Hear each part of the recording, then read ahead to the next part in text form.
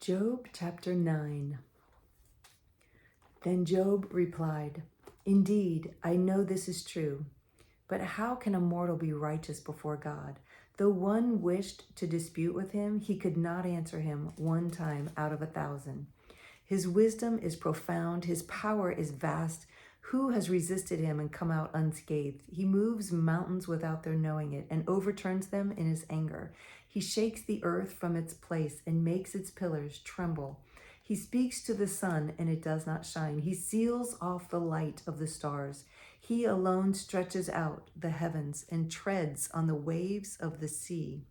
He is the maker of the Bear and Orion, the Pleiades and the constellations of the south. He performs wonders that cannot be fathomed, miracles that cannot be counted. When he passes me, I cannot see him. When he goes by, I cannot perceive him. If he snatches away, who can stop him? Who can say to him, "What are you doing?" God does not restrain his anger. Even the cohorts of Rahab cowered at his feet. How then can I dispute with him? How can I find words to argue with him? Though I were innocent, I could not answer him. I could only plead with the judge for mercy. Even if I summoned him and he responded, I do not believe he would give me a hearing. He would crush me with a storm and multiply my words for no reason. He would not let me regain my breath, but would overwhelm me with misery. If it is a matter of strength, he is mighty. And if it is a matter of justice, who will summon him? Even if I were innocent, my mouth would condemn me. If I were blameless, it would pronounce me guilty. Although I am blameless, I have no concern for myself. I despise my own life. It is all the same. That's why I say he destroys both the blameless and the wicked. When a scourge brings sudden death, he mocks the despair of the innocent. When a land falls into the hands of the wicked, he blindfolds its judges. If it is not he, then who is it? My days are swifter than a runner. They fly away without a glimpse of joy. They skim past like boats of papyrus, like eagles swooping down on their prey. If I say I will forget my complaint, I will change my expression and smile. I still dread all my sufferings, for I know you will not hold me innocent. Since I am already found guilty, why should I struggle in vain? Even if I washed myself with soap and my hands with washing soda, you would plunge me into a slime pit so that even my clothes would detest me. He is not a man like me that I might answer him, that we might confront each other in court.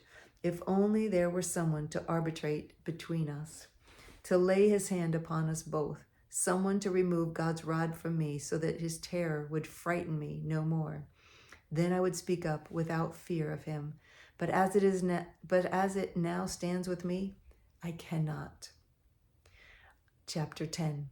I loathe my very life, therefore I will give free rein to my complaint and speak out in the bitterness of my soul.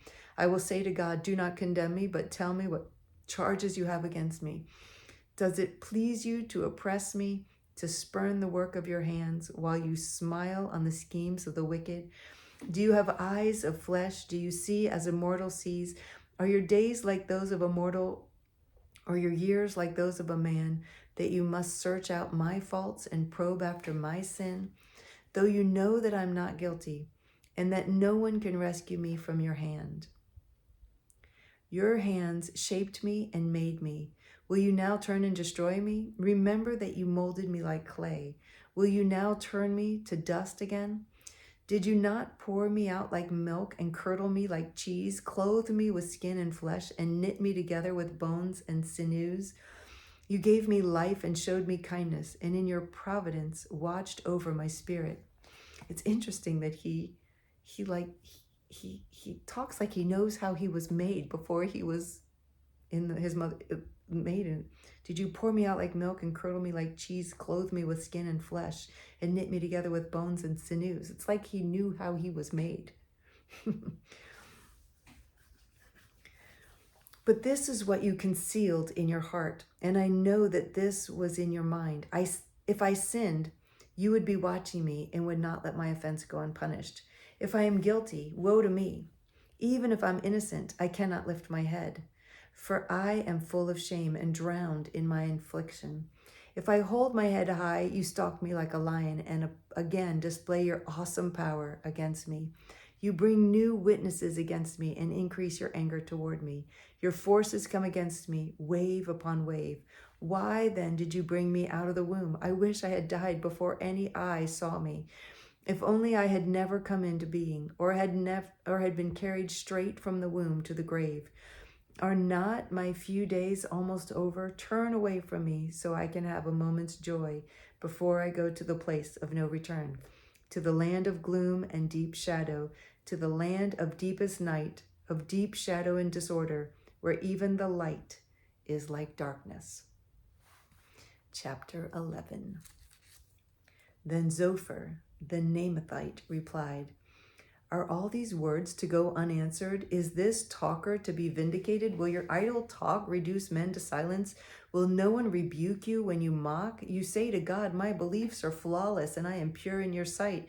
Oh, how I wish that God would speak, that you would open his lips against you, that he would open his lips against you and disclose to you the secrets of wisdom, for true wisdom has two sides. Know this, God has even forgotten some of your sin. Can you fathom the mysteries of God? Can you probe the limits of the Almighty? They are higher than the heavens. What can you do? They are deeper than the depths of the grave. What can you know? Their measure is longer than the earth and wider than the sea. If he comes along and confines you in prison and convenes a court, who can oppose him?